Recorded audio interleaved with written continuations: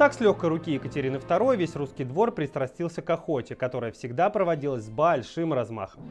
Во многом благодаря этому увлечению императрицы коллекция дворцовых ценностей пополнилась великолепным охотничьим сервизом знаменитой мейсинской фарфоровой мануфактуры.